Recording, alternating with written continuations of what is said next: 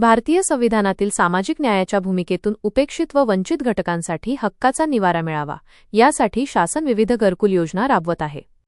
मात्र वणी तालुक्यात प्रशासकीय नियोजनाच्या अभावामुळे हजारो घरकुलांची बांधकामे रखडली असून लाभार्थी बेघर अवस्थेत जगत आहेत.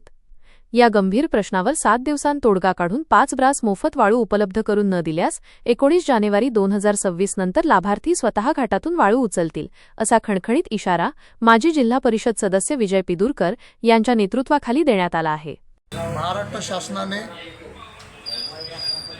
विविध योजनेमध्ये गोरगरिबांना या ठिकाणी वणी पंचायत समितीमध्ये 101 गावामध्ये 5,900 घरकुलं मंजूर केले.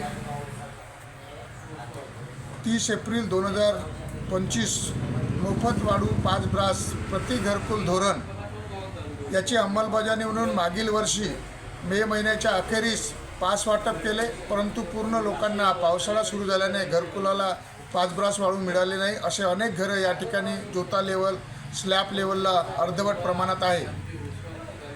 लगतच्या चंद्रपूर जिल्ह्यामध्ये 5 ब्रास मोफत वाळूचं धोरणानुसार अंमलबजावणी सुरू झाली आणि तिथल्या घरकुल बांधकामाला पण सुरुवात झाली, परंतु यवतमाळ जिल्ह्याचे जिल्हा खनिकर्म अधिकारी यांच्याकडनं 5 ब्रास मोफत वाळू देण्याचा आदेश न आल्यामुळे वणी पंचायत समितीमध्ये मंजूर झालेले घरकुलं आणि इथले गटविकास अधिकाऱ्याने तहसीलदारांना वाळू मागणीचा प्रस्ताव दिला आहे. तहसीलदारांनी जिल्हा स्थानावर पाठवला, परंतु जिल्हा खनिकर्म अधिकाऱ्याकडून आदेश तहसीलला न आल्यामुळे इथे वाटप होत नाही. ही बाब अतिशय गंभीर आहे.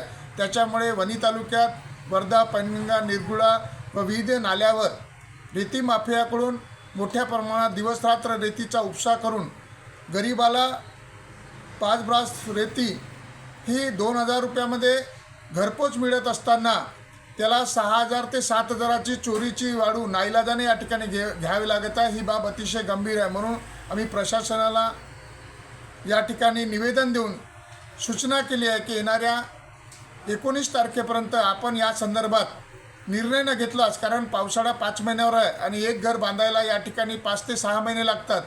गरिबांना वाळूपासून वंचित केलं तर आम्ही स्वतःच शासनाच्या धोरणाप्रमाणे वाळू आमच्या हक्काची या न्यायाने ग्रामपंचायतचे सरपंच सदस्य व घरकुल लाभार्थीला घेऊन नदी किंवा नाल्याच्या पात्रामध्ये उतरून वाळू घेऊन जाऊ.